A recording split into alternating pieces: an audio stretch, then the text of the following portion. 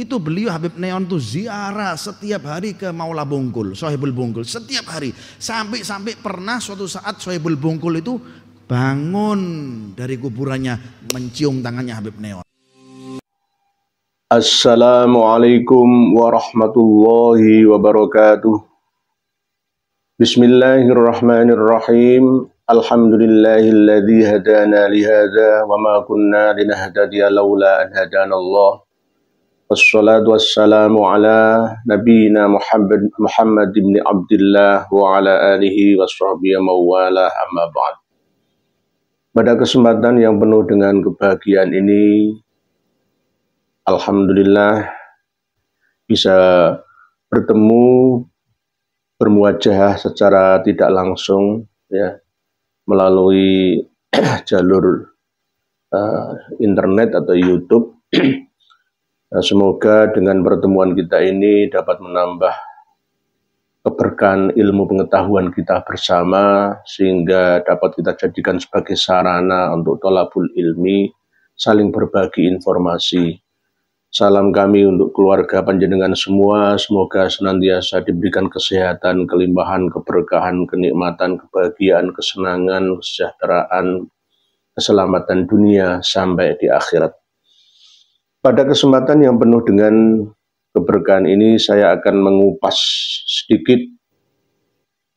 tema yang disampaikan oleh Habib dari Surabaya. Beliau cerita tentang famnya sendiri yang bernama Habib Neon. Habib Neon itu aslinya adalah bernama Habib Muhammad bin Husain Al-Aidrus. Tetapi Habib Neon ini lahirnya tidak di Indonesia atau Nusantara. Lahirnya di Tarim, Hadramaut, Yaman. Tahun 1888 Masehi, dan meninggal dimakamkan di Pegirian Sidotopo, ya hampir dekatnya Ngampel, yaitu tahun 1969 wafat beliau dalam usia 71 tahun. Beliau sampaikan, ya ciri khas beliau itu ya seperti itu, jenengan sendiri dengarkan dalam video yang telah kami tayangkan di awal tadi. Selain mengubah nama Surabaya dengan nama Sirul Bahi, ya, nah ini ditambah lagi cerita bahwa Habib Neon itu setiap hari pada waktu beliau masih hidup berziarah ke makam Mbah Sunan Bungkul. Mbah Sunan Bungkul. Mbah Sunan Bungkul itu nama aslinya adalah Ki Supo atau Mbu Supo. Setelah beliau masuk Islam, namanya diganti dengan Mahmudin atau Kiai Mahmudin. Terkenal sebutan di daerah sekitar Kalimas, Surabaya itu dengan nama Sunan Bungkul. Ada berbagai macam versi cerita tentang beliau, bahwa beliau adalah bangsawan ya dari Kerajaan Majapahit yang menyingkir ke daerah utara dari Trowulan. Dan beliau juga sering berguru ke daerah Tuban Kidul, ya, Sunan Bejagung. Ini data yang masih kami telusuri kembali, karena saya setiap hari hampir melewati Taman Bungkul, di mana di situ makam beliau berada. Saya asli Surabaya, tetapi saya juga sering ke daerah-daerah lain untuk meneliti baik secara langsung ataupun tidak langsung. Nah, penelitian saya tentang Mbah Sunan Bungkul ini masih belum sempurna, karena walaupun beliau makamnya berada di daerah saya sendiri, masih terjadi kesimpang siuran sejak tahun 1931 ya, sebelum Indonesia merdeka. Itu ada seorang Belanda yang bernama G.H. von Faber yang dengan bukunya Old Surabaya itu menuturkan kata-kata bahwa barang siapa mengungkap jati dirinya Mbah Sunan Bungkul, maka dia akan kualat. Ya, itu kata-kata seperti itu loh. Akhirnya terngiang terus dalam memori anak bangsa ini, sehingga siapa sebenarnya Mbah Sunan Bungkul itu masih misteri. Yang terjadi adalah kesimpang siuran data informasi secara terus-menerus. Nah, hanya sedikit saja yang dapat dikorek informasi tentang Mbah Sunan Bungkul itu. Intinya secara garis besar Mbah Sunan Bungkul itu hidup pada abad 15-an ya. Tetapi dalam sejarah yang asli tutur tinular ya, itu beliau umurnya 300 tahun. Berarti mulai dari abad ke-13. Awal muasal berdirinya kerajaan Majapahit. Bahkan dalam sejarah tutur tinular ya,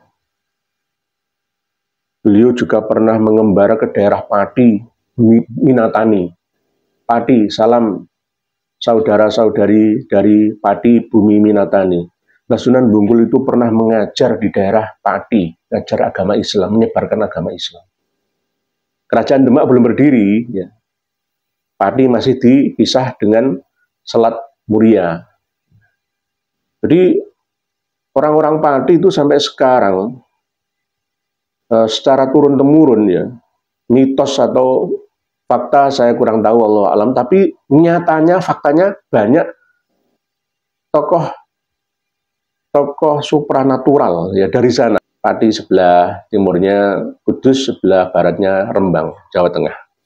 Muridnya Mbah Sunan Bungkul itu banyak yang berasal dari daerah Pati.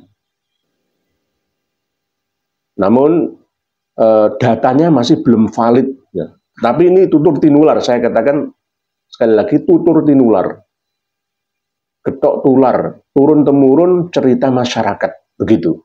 Akhirnya menetap terakhir kali di Surabaya, di dekat Kalimas, yang mengalir sampai ke ujung, ke kalau sekarang ya Tanjung Perak, tepi laut, daerah Semampir ya, melewati daerah Pegirian, ya, daerah Ngampel itu.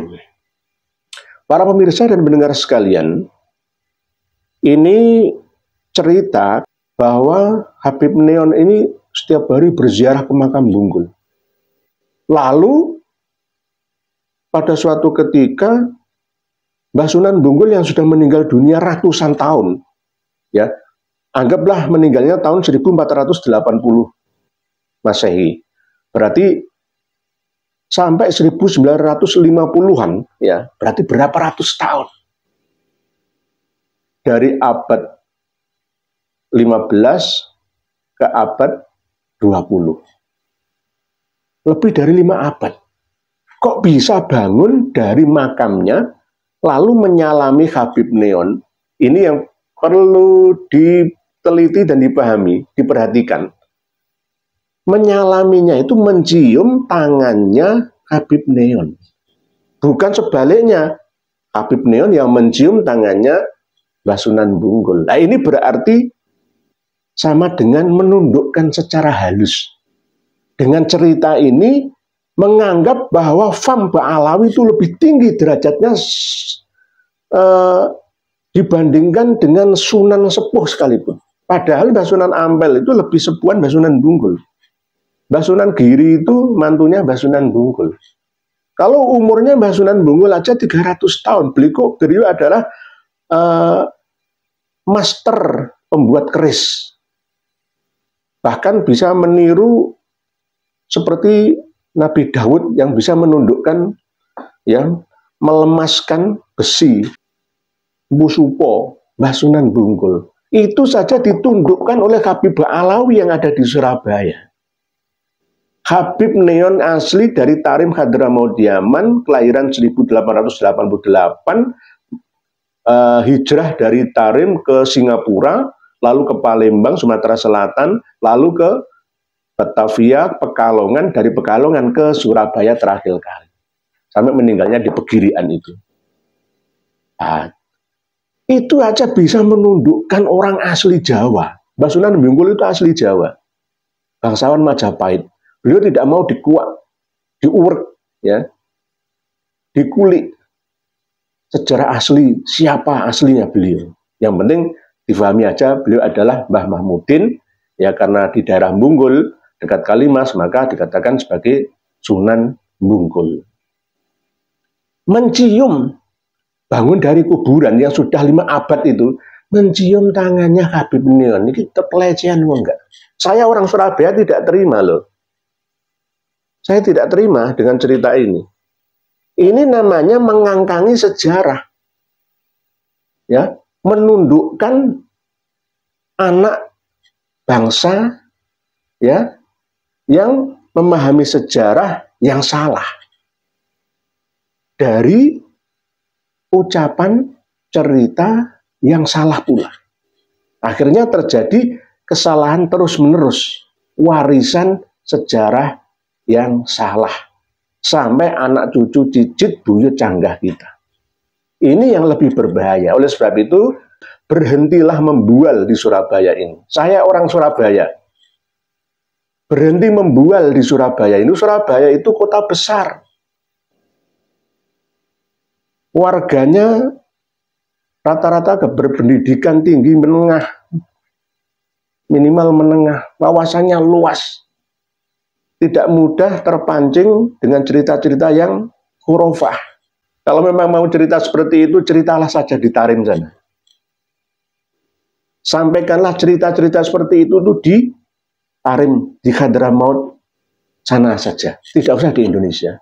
Ini nanti menghambat ya kemajuan intelektual dan juga finansial warga Surabaya dan sekitarnya. Wallahu a'lamu bissawab. Akhirul kalam. Wassalamualaikum warahmatullahi wabarakatuh.